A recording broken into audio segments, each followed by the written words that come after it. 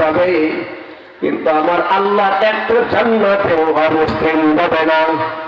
আল্লাহ পাক রব্বুল আলামিনের তৈরি জান্নাতের মধ্যে একমাত্র একটা জাতি প্রবেশ করবে, সেই জাতির নাম আপনারা বলতে পারেন নাকি?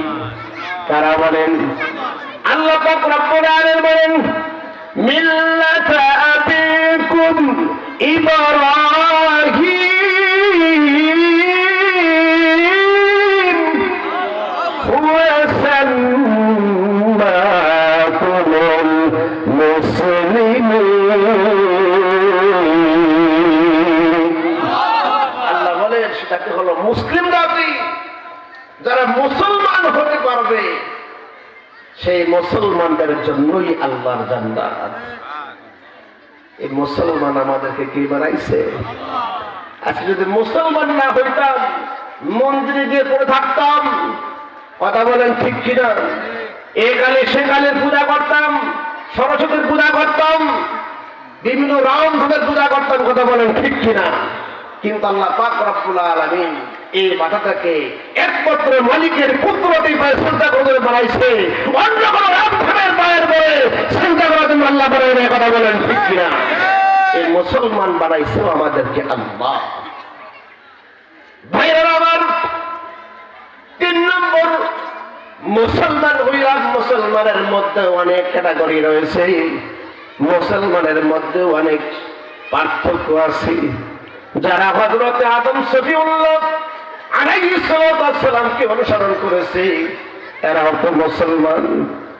যারা হযরত মুসা কালিমুল্লাহ আলাইহিস সালামকে মেনেছে এরাও তো মুসলমান। যারা হযরত ঈসা মুহাম্মদ আলাইহিস সালামকে মেনেছে এরাও তো মুসলমান। আবার যারা উম্মতে মুহাম্মাদি, যারা মুহাম্মদ আরবিকে নেতা মেনে চলেছে এরাও তো মুসলমান। এখন আপনারা বলেন ওই মুসলমান আর উম্মতে মুহাম্মাদের সম্মান কি আর? না, উম্মতে মুহাম্মাদের সম্মান এত বেশি। আল্লাহ পাক রব্বুল আলামিন বলেন, والسابقون السابقون أولئك المقربون।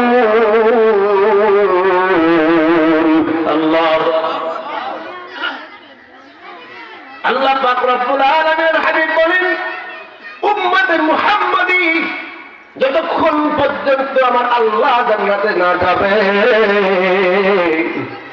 দুনিয়ার কোন উম্মত আমার মালিকের জান্নাতে যাওয়ার অনুমতি পাবে না।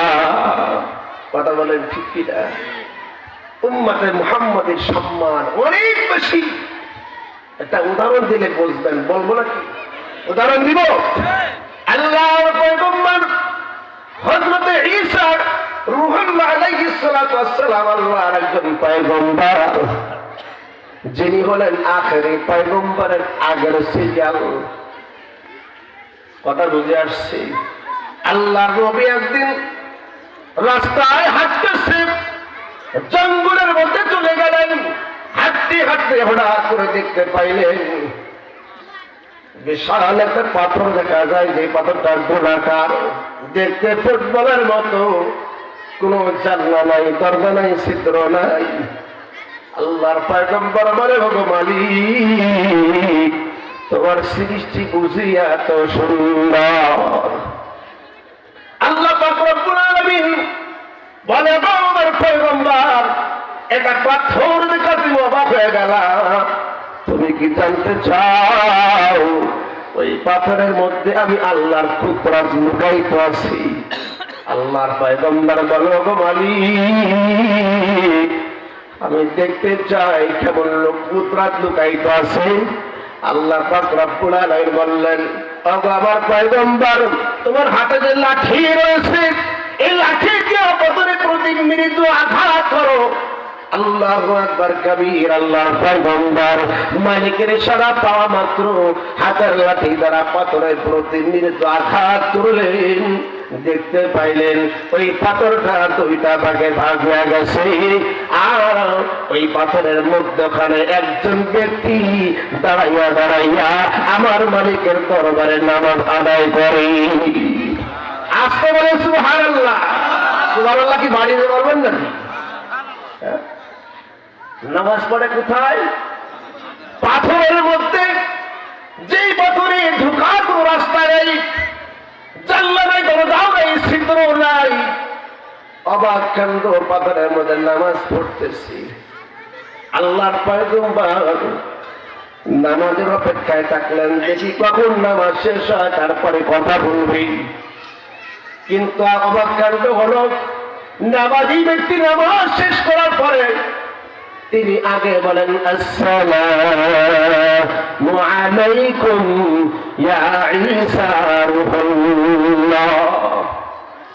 আল্লাহর পয়গম্বর বলে, ভাই তোমার সঙ্গে আমার তো কোনোদিন সাক্ষাৎ হয় নাই, জীবনে কোনোদিন কথাবার্তা বলতে পারি নাই, তুমি কে তাও চিনি না, আমি কে তুমি জানো না, তাহলে কি করে আমাকে তুমি সালাম দিলা, আমার নাম ধরে সালাম দিলা রে? এই প্রশ্ন লাগে কিনা বলেন? আল্লাহর পয়গম্বর প্রশ্ন করলেন না, তিনি দুইটা প্রশ্ন করলেন। নাম্বার ওয়ান, ভাইজান আপনি পাথরের মধ্যে কত সময় ধরে নামাজ পড়তেছেন? আপনি পাথরের মধ্যে কত সময় ধরে নামাজ পড়েন? আপনাদের কি মনে হয় মাগরিব থেকে ঈশা এরকম হতে পারে নাকি বলেন? আল্লাহর বান্দা বলে, আল্লাহর পয়গম্বর আমি পাথরের মধ্যে নামাজ পড়তেছি, কোন সময় তো পাই না, 1-2 ঘন্টা ধরে নামাজ পড়ি না, 1-2 দিন ধরে নামাজ পড়ি না, 1-2 সপ্তাহ নামাজ পড়ি না, 1-2 বছর নামাজ পড়ি না। ওগো আল্লাহর পয়গম্বর আমি পাথরের মধ্যে নামাজ পড়তেছি একাধারে 400 বছর ধরে। বলেন সুবহানাল্লাহ। কত সময় ধরে? 400 বছর ধরে নামাজ পড়ি পাথরের মধ্যে। আল্লাহর পয়গম্বর বলে, ভাই রে তাহলে তোমার তো ক্ষুধা লাগে যে তুমি জীবিত, তোমার ক্ষুধা লাগলে কে খাবার দেওয়া যায়, খাবার কিভাবে তোমার কাছে পৌঁছা যায়? আল্লাহর বান্দা বলে, আল্লাহর পয়গম্বর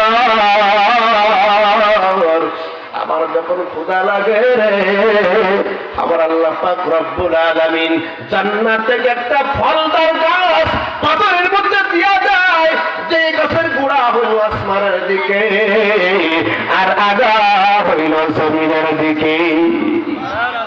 এই গিলাতলাবাসীর এই যত গাছ আছে সব গাছের গোড়া কোন দিক? নিচে না? আগলানো মাটিতে বাঁধা, মাটিতে বাঁধা, তারপরে জ্বর আসলে উল্টা যায়। কিন্তু এই গাছটার গোড়া হইল আসমানের দিকে, আগলা করা আর আগা হইল জমিনের দিকে। আল্লাহর বান্দা বলে, নবী ওই গাছের প্রত্যেকটি পাতায় পাতায় ফলের থুকা চলে আসে, আমি যখন হাত বাড়ায় দেই আমার হাতের মধ্যে আল্লাহর কুদরতি ফলটা ছিঁড়ে পড়ে যায়। আমি যখন ফলটা খেয়ে লই আমার ক্ষুধা শেষ হয়ে যায়, কিন্তু আশ্চর্যের বিষয় হইল আমার যখন ক্ষুধা শেষ হয়ে যায় ওই গাছটা আমার থেকে অদৃশ্য হয়ে যায়। আবার যখন ক্ষুধা লাগে রে ওই গাছটা আবার এসে হাজির হইয়া যায়। আল্লাহর পয়গম্বর বললেন, বাইরে আমার মন বলে তোমার মতো আল্লাহ বুঝি এই জগতে আর নাই। আছে নাকি বাইরে? আমার থেকে দাবি ব্যক্তি জমিনের মধ্যে আসবে, বলে কে সেই? আল্লাহর পয়গম্বরের উত্তর দেয় বান্দা, বলে আল্লাহর পয়গম্বর এমন একজন পয়গম্বর দুনিয়ার মধ্যে আসবে যেই পয়গম্বরের উম্মতেরা মাত্র একটা রাত নামাজ পড়বে। আমি 400 বছর নামাজ পড়া যেই নেকি কামাইছি, আমি 400 বছর ইবাদত করা যেই সম্মান পাইলাম, উম্মতে মুহাম্মাদি মাত্র একটা রাত নামাজ পড়বে, আমার থেকে বেশি নেকি তাদের আমল নামাজ হবে। আরো আসতে বলেন সুবহানাল্লাহ। ভাইরা আমার, এমন নবীর উম্মত আল্লাহ পাক রব্বুল আলামিন আমাদেরকে বানাইছে, কিন্তু আজকে তুমি আর আমি সেই উম্মতের কদর বুঝলাম না।